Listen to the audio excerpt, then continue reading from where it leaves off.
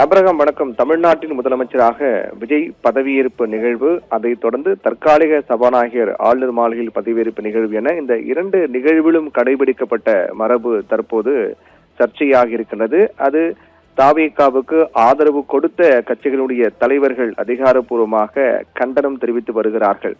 என்ன நடைபெற்றது என்றால், தமிழக முதலமைச்சராக விஜய் பதவியேற்ற நிகழ்வு, பதவியேற்பு நிகழ்வு தொடக்கத்தில் முதலில் வந்தே மாதரம் பாடல் இசைக்கப்பட்டது. அதற்கு பிறகு தேசிய கீதம் பாடப்பட்டது. அதைத் தொடர்ந்து மூன்றாவதாக தமிழ்தாய் வாழ்த்து பாடப்பட்டது. இது கடும் கண்டனம் தெரிவித்து இந்திய கம்யூனிஸ்ட் கட்சி அறிக்கை வெளியிட்டிருந்தார்கள். அந்த அறிக்கையில் தமிழ்தாய் வாழ்த்து 3ஆம் இடத்திற்கு தள்ளப்பட்டிருப்பது ஏற்றுக்கொள்ள முடியாது என்றும், இதற்கு பிறகு இது நடைபெறாத வகையில் தமிழக முதலமைச்சர் விஜய் பார்த்துக் கொள்ள வேண்டும் என்று இந்திய கம்யூனிஸ்ட் கட்சி கண்டனம் தெரிவித்து அறிக்கை வெளியிட்டிருந்தார்கள். அது மிக முக்கியமான ஒன்றாக பார்க்கப்படுகிறது. விஜய் ஆட்சி அமைப்பதற்கு கம்யூனிஸ்ட் மற்றும் விசிக கட்சிகளுடைய ஆதரவு மிக முக்கியமானதாக இருக்கின்றது. அப்படி அவர்கள் தெரிவித்திருக்கக்கூடிய ஆதரவின் அடிப்படையில் தான் தமிழ்நாட்டின் முதலமைச்சராக விஜய் தற்போது இருக்கின்றார். அந்த அடிப்படையில் பார்க்கும்போது விஜய்க்கு ஆதரவு தெரிவித்திருக்கக்கூடிய கட்சிகளில் மிக முக்கியமான ஒரு கட்சியாக இருக்கக்கூடிய இந்திய கம்யூனிஸ்ட் கட்சி விஜயின் பதவியேற்பு நிகழ்வின் போது தமிழ்தாய் வாழ்த்து 3ஆவதாக பாடப்பட்டதற்கு கடும் கண்டனம் தெரிவித்து, அடுத்து இது போன்ற ஒரு நிகழ்வு நடக்கக்கூடாது, நடைபெறாத வகையில் முதலமைச்சர் விஜய் பார்த்துக் கொள்ள வேண்டும் என்று தெரிவித்திருந்தார்கள். ஆனால் அப்படி அடுத்து இது போன்று நடக்கக்கூடாது என்று தெரிவித்த உடனே அடுத்த நிகழ்வாக சபாநாயகர் பதவியேற்பு நிகழ்வின் போதும் இதே மரபுதான் கடைபிடிக்கப்பட்டது.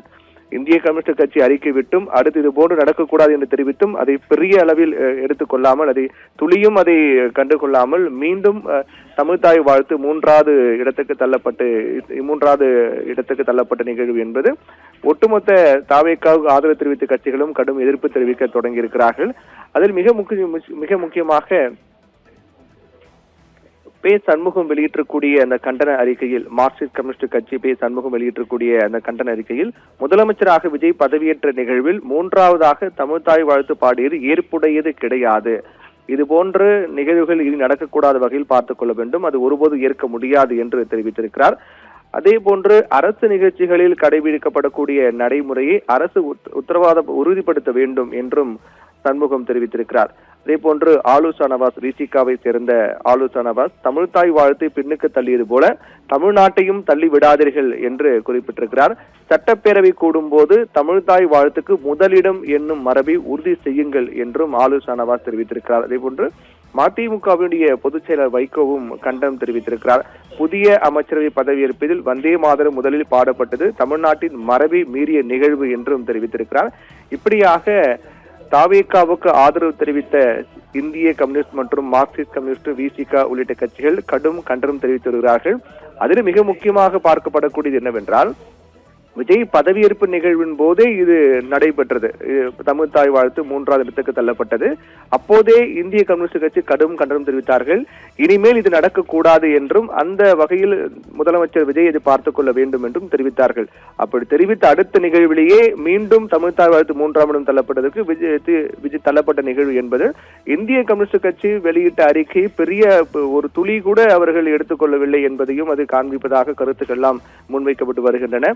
அந்த அடிப்படையில் பார்க்கும்போது தாவேகாவுக்கு ஆதரவு தெரிவித்த முக்கிய கட்சிகளும் முதல் நாளிலேயே பதவியேற்பு நிகழ்விலேயே இது போன்ற ஒரு கண்டனம், இது போன்ற நடக்கக்கூடிய நிகழ்வை வைத்து 3ஆம் இடத்துக்கு தமிழ்தாய் தள்ளப்பட்டதை வைத்து கடுமையான எதிர்ப்புகளை தெரிவித்து வருவதும் முக்கியத்துவம் வாய்ந்த ஒன்றாக பார்க்கப்படுவது. விஜய் பதவியேற்ற முதல் நாளிலேயே விஜய்க்கு ஆதரவு தெரிவித்த கட்சிகள் கடும் எதிர்ப்பு தெரிவித்து வருவதையும் பார்க்கின்றோம்.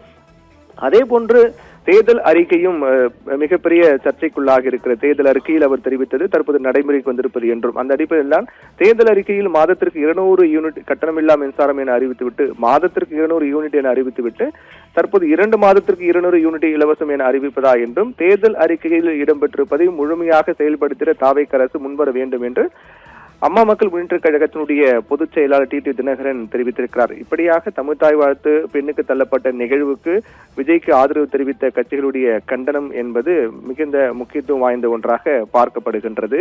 இது விஜய் பதவியேற்ற முதல் நாளிலேயே அவருக்கு ஆதரவு தெரிவித்த கட்சிகளுடைய எதிர்ப்புக்குள்ளாவது என்பது அடுத்தடுத்த நாட்களில் எப்படி இருக்கும் என்ற ஒரு கேள்வியும் எழுப்பியிருக்கின்றது. அப்ரஹாம்.